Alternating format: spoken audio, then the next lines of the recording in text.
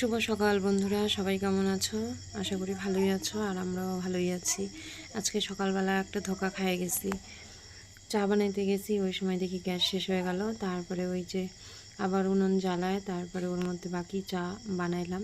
মানে চিনি চা পাতা দেওয়ার পরে জলটা যে আর একটু ভালো মতো ফুটবো সেইটা আর হয় নাই, অমনি গ্যাস শেষ হয়ে গেছে। তারপরে উনুন জ্বালায়, তার মধ্যে এখন চা বানাইলাম। আর ওই যে কড়াইতে জল বসাইছি ভাত রান্না করার জন্য। কড়াইতে ভাত বসাইছি, ভাবলাম ফেনা ভাত রান্না করুম, তার মধ্যে আবার কইতেছে যে না, কচু গোড়া যেটা থাকে আর কি শেষের দিকে ওইটা পোড়া দিতে, তো ওইটা আজকে বাটা করব বলে, মানে সবাই কইতেছে বাটা খাইবো, তো সেই জন্য পোড়া দিলাম। আর এদিকে দেখো সকাল সকাল কি পরিমাণে বৃষ্টি হইতেছে। সকালবেলা তো একচুট ভিজা পুইরা কাম শেষ করলাম, বাসি কাম। তারপরে এই যে সব চেঞ্জ কইরা আইসি চা খাইতে, তার মধ্যে গ্যাস শেষ হয়ে গেল। তো আজকে মনে হয় সারাদিন এরকমই থাকবো, যা বোঝা যাইতেছে, কারণ 9টা বাজে গেল, এখনও বৃষ্টি কমে নেই। তো কড়াইতে জল গরম হয়ে গেছে, তারপরে চা খাওয়া শেষ করে এখন এই যে চাল ধুইতাছি, অল্প একটু চাল, হাফ কেজির মতো, এইটুকুতেই হয়ে যাব সকালবেলা। আর এই যে কচুটা পোড়া হয়ে গেছে, দেখো দেখে মনে হইতেছে না যে একটা আধা পোড়া লাকড়ি উঠায় রেখেতেছি, কিন্তু না, এটা যখন আর কি ধুমু তারপর দেখবা কেমন হয়। হয়তো অনেকেই খাও, কিন্তু অনেকে হয়তো আবার নিন্দা করবা যে এইটা আবার কেমন জিনিস। আসলে এটা উপর দিয়ে পুড়ে গেছে, কিন্তু ভেতরে কিন্তু ঠিকই আছে। ওইদিকে ভাতও হয়ে গেছে গা, তো ভাতটা আগে নামাই নেই, ভাত নামাই নিয়ে তারপরে এইটারে যা করার করতে লাগবো। একটুখানি ঠান্ডা হোক, নাহলে তো আবার ধরাও যাইব না। তো চলো ভাতের মাঠটা গাইলে নিই। কড়াইতে রান্না করলে এই এক জ্বালা, ফেনা ভাত তো ঠিক আছে, কিন্তু ঝরঝরা ভাত রান্না করলে ফেনা গালা যায় না। তো যাই হোক, অনেক কষ্টে ফেনা গাইলা নিলাম। তারপরে এখন এই যে এর পোড়া অংশগুলো সব ফালায় দিয়া তারপরে ভালো মতো পরিষ্কার কইরা এখন এটারে ধুমু। তো ধোয়ার পরে দেখো কত সুন্দর চকচকা হয়ে গেছে গা, মনে হয় যে আগের ওই লাকড়ির মতো পোড়া জিনিসটা। এটা কিন্তু সিদ্ধ দিয়েও খাওয়া যায়, কিন্তু সিদ্ধটার থেকে আর কি পোড়াটা স্বাদ বেশি। তো এখন এই যে শিলের মধ্যে নিয়ে ভালো মতো থেতো কইরা এখন আমি এটার একটু ভাজা ভাজা করুম, তার সাথে লঙ্কা, পেঁয়াজ, কালো জিরা এগুলোও দিমু।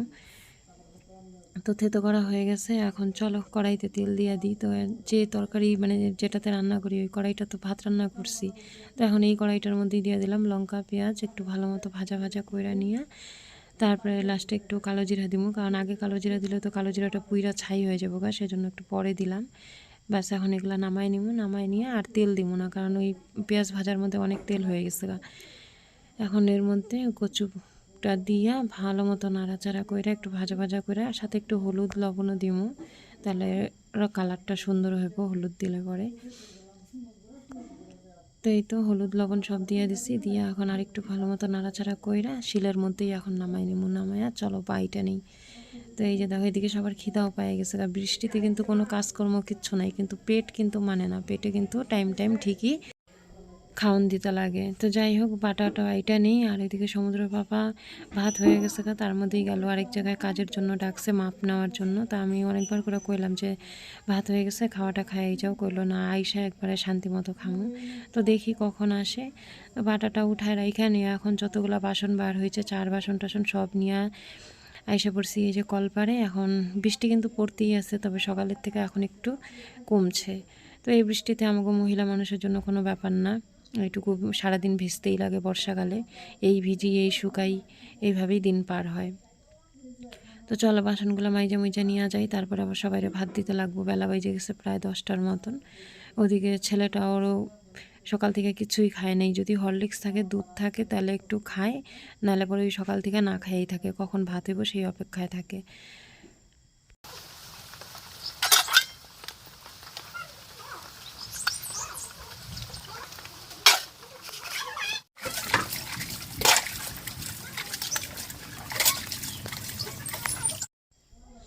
সমুদ্রের পাপা তো আইসে পড়ছে, তো আসার সময় এই যে ডাটা, আলু, মাছ যা যা কইছিলাম তাই তাই নিয়ে আইছে। তো এখন এই যে মাছগুলো আবার ধুমু, সবজি কাটুম। তো এদিকে ভাত বসাই দিছি। তো ওর বাবারে আমি কইলাম যে এখন আমি কোনটা করুম, মশলা বাটুম না মাছ ধুমু না সবজি কাটুম, তো তুমি একটা কিছু করে দাও। তো ও আমার সবজিগুলো কাইটে দিল। আর এদিকে ওই যে ছেলে পাঁপড় ভাজা খাইতে চাইছে, তার মধ্যে এই যে এখন আবার ভাত নামায়া পাঁপড় ভাজতেছি, তরে পাঁপড় ভাজা দিয়া তারপরে রান্না করুম আর কি। এই যে এখন মাছের জন্য আলুগুলা ভাইজা উঠায় রাখছিলাম, তরকারি কষাইতেছি এখন, মানে মশলাটা ডাটা আলু বেগুন দিয়া সব একসাথে কষায়া নিয়ে তারপরে ঝোল দেবো। তো এর মধ্যেই একটা কাণ্ড হয়েছে, আমার ছেলে পইরা গিয়া পায়ের হাঁটুর মধ্যে একদম ছাল বাকলা সব উঠায় নিয়ে এসে, দেখলে ভয় লাগে।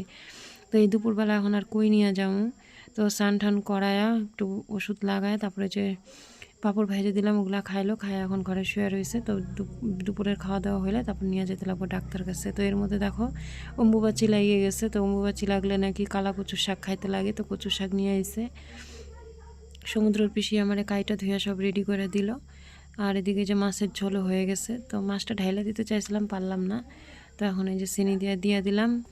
তো মাছের ঝোল হয়ে গেছে গা। এখন এই যে কচুর শাকটা কাটা ধোয়া কমপ্লিট, এখন এটার একটু ভাপ দিয়া জল ফালাই দিব, ফালাই দিয়ে তারপরে রান্না করুম। তো এটা খুব কচু শাকটা আজকে সাধারণভাবেই রান্না করুম, যেহেতু ইলিশ মাছ টাছ কিছু নাই। কচু শাকটা তো ইলিশ মাছ দিয়েই ভাল লাগে বেশি খাইতে। তো এই যে দেখো রুই মাছের ঝোলটা কেমন হয়েছে কমেন্টে কিন্তু জানাইও। এদিকে ওর বাবা এই যে কলপারে একটু ব্লিচিং পাউডার দিছে, দিয়ে তারপরে ঘষা পরিষ্কার করতেছে। গতকালকে পইরে গেছিলাম, পইরা হাঁটুতে আমিও ব্যথা পাইছি, তো অল্পের উপর দিয়েই গেছে, যদি হাত পা ভাঙতো তাহলে তো অবস্থা খারাপ ছিল। তো এই যে কচু শাক ভাপানো হয়ে গেছে গা, এখন নামায়া জলটা ঝরায় নিলাম। কচুর শাক এরকম একটা রান্না, এইটারে যত সময় নিয়ে উনানের মধ্যে হালকা আছে রান্না করবা তত বেশি স্বাদ বাড়বো। আর এগুলো কিন্তু গ্যাসে হয় না, গ্যাসে রান্না করতে গেলে দিন পার হয়ে যাব, কারণ কচু শাকে যে একটা জল জাতীয় জিনিস থাকে, ওইটা যত শুকাইবো তত স্বাদ। তো এই যে বসায় দিয়া জায়গা, এখন আরামে অন্যান্য কাজ করি গা, স্নান টান কইরা আসি গা, এটা উনানের মধ্যেই বসানো থাকবো, খালি মাঝে মাঝে এসে একটুখানি নাইরা দিয়া যাইতে লাগবো। মোটা একটা লাকড়ি ধরা দিয়া থুইয়া তারপরে গেছিলাম গা, আর একটু পর পর আইসা শুধু নাইরাচারা দেখা যাইতেছিলাম। তো দেখো লাস্ট পর্যন্ত এই যে এরকম পরিস্থিতিতে আইসে। আরও একটু শুকাইতো, কিন্তু আর একটু শুকাইতে গেলে আর দুপুরে খাইতে লাগবো না, তাহলে রাত্রে খাইতে লাগবো, কারণ দুপুরের খাওয়ার টাইম পার হয়ে গেছে। তো স্নান টান কইরা তারপরে এই যে ঘরে আইলাম, আর ওইদিকে সমুদ্র ঠাকুমা ওর পাপারে ডাকতেছে ভাত খাওয়ার জন্য। তো এই যে আমার ছেলেটারে দেখো ব্যথা পায়া এত কাবু হয়ে গেছে, তো ঘুমায় পড়ছে। এমনি দিন বকাবকি করেও ঘুম পাড়াইতে পারি না, এত পরিমাণে ব্যথা পাইছে, মানে দেখলে ভয় লাগে। আমি তো প্রথমে দেখি নাই, দেখার সাহস নাই আমার ওরকম কাটা ছেঁড়া। তো যাই হোক, ওই যে গামছা দিয়ে ঢাইকে রাখছি পায়ের মধ্যে। এখন খাওয়া দাওয়া কইরা একটু রেস্ট নিয়ে তারপর নিয়ে সন্ধ্যাবেলা যাইতে লাগবো ডাক্তার কাছে। তো এই যে গরম ভাত আর কচু শাক নিয়ে বসে পড়ছি। তো চলো খাওয়া দাওয়া করি। আর এই অম্বুবাচীর মধ্যে কার কার বাড়িতে কচুর শাক খাওয়ার নিয়ম আছে কমেন্টে জানাইও। তো এই তো খাওয়া দাওয়া শেষ কইরা তারপরে একটু রেস্ট নিয়ে সন্ধ্যাবেলা আইলাম ছেলেরে ডাক্তার দেখাইতে। ডাক্তার দেখায় মলম নিয়ে তারপর বায়না ধরলো মোমো খাইবো, তো আমরা এখন মোমো খাইতে বসে পড়ছি। তাহলে চলো ভিডিওটাও আজকে এখানেই শেষ করতেছি। সবাই ভালো থাকো, সুস্থ থাকো, আজকে এই পর্যন্তই।